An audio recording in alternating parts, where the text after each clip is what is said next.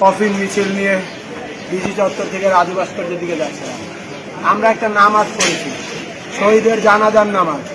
সেইখানে আমাদের উপর গুলি চালাইছে পুলিশ, ককটেল মারছে একের পর এক। দেখেন আমাদের এইখানে হাজার হাজার ভাই, শত শত বোন ককটেল আর রাবার বুলেট এবং টিয়ার খেলে দিছে আহত। আমারই হয়ে গেছে।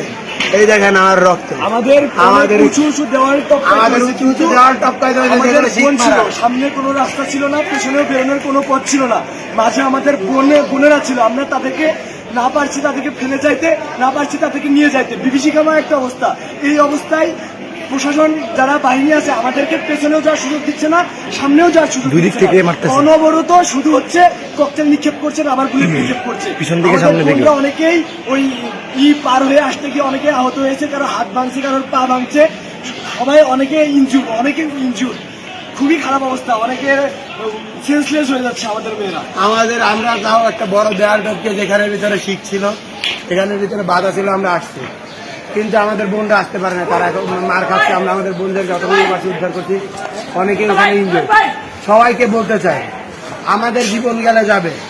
আপনারা গোটা বাংলাদেশ, গোটা জাতির কাছে আমাদের একটাই বার্তা, আপনারা ঢাকা বিশ্ববিদ্যালয় সহ বাংলাদেশের প্রতিটি বিশ্ববিদ্যালয়, প্রতিটি শিক্ষা প্রতিষ্ঠান সহ গোটা বাংলাদেশকে রক্ষা করুন।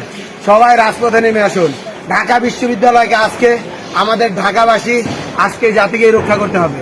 পুরো জাতি এই চলে আসুন, পুরো জাতি ঢাকা বিশ্ববিদ্যালয়ে সবাই ঢাকা বিশ্ববিদ্যালয়ে নেমে আসুন।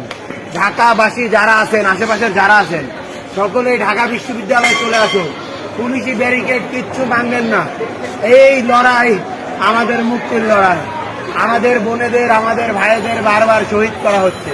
সেই শহীদের জানাজা পরে আমরা যখন কফিন মিছিল দিচ্ছিলাম, সেখানেও আমাদেরকে উপরে স্যান্ডউইচ করে ডিজি চত্বর এবং টিএসসি দুপাশ থেকে আমাদেরকে ককটেল মেরে, রাবার বুলেট মেরে, আমাদেরকে টিয়ার শেল মেরে আহত করা হচ্ছে। এখনো মারা হচ্ছে।